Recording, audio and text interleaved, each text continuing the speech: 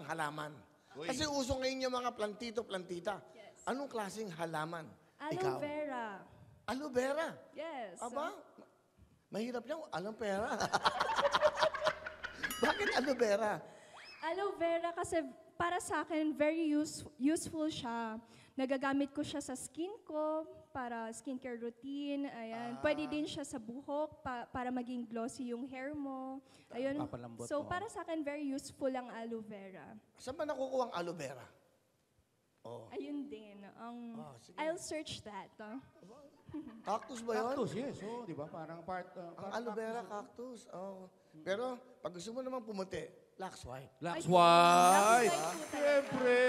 Lux White. Siguro sa susunod, sumali ka sa Miss Aloe Vera. Anyway, may tanong tayo? May tanong tayo eh. Ito, kailangan natin itong masagot ha. Ito ang katanungan. Kung mabibigyan ka ng pagkakataong makagawa ng isang batas na susundin ng bawat Pilipino, ano ito at bakit? Medyo mabigat na tanong yan Kung gagawa ng isang batas, anong batas ito na para sundin ng mga Pilipino? Kung magpupolitika siya.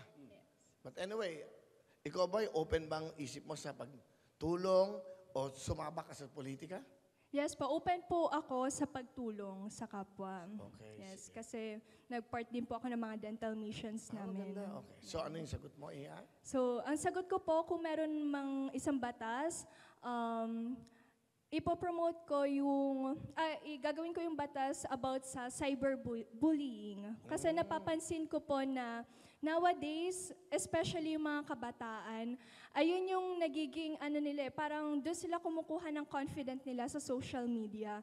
Nahihiya sila na ipakita yung sarili nila na sa anggulong to mataba ako, sa anggulong to marami akong pimples. So kasi maraming taong pwedeng mag-criticize sa kanila. Kasi hindi rin naman natin makokontrol yung sasabihin ng iba sa social media. So kung meron man akong maipapatupad na batas na kailangan sundin ng mga Pilipino, ayun yung about sa cyberbullying na refrain from bullying other people.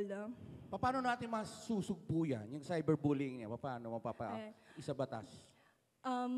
Medyo broad topic din po kasi yan Pero siguro, we should start within ourselves. Siguro ang isang bagay na pwede mong gawin yan, yung bullying, pag walang sumunod sa'yo, you go to sports. Yes. Ano gagawin mo? Direct, ano mo nga kami? Wide mo kami. Wide, direct. Wide, close up yan! Hello! Yeah. Lito na naman si direct. Laging parang lito.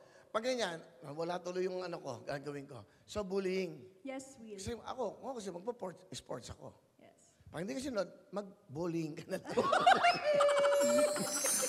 Ayun pala! Bullying ka. Thank you very much. Candidate number 2. Magmula sa Muntinlupa, Ina Villanueva. Thank you, Ina! Thank you, Ina. Magka-bowling ka pala. Ina, tapos na. Nagpo-promote ka pa na online.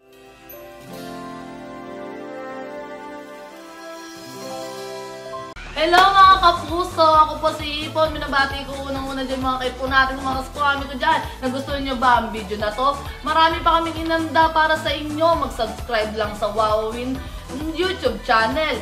Tsaka, don't forget to hit the, the bell button para lagi kang updated. Yun lang!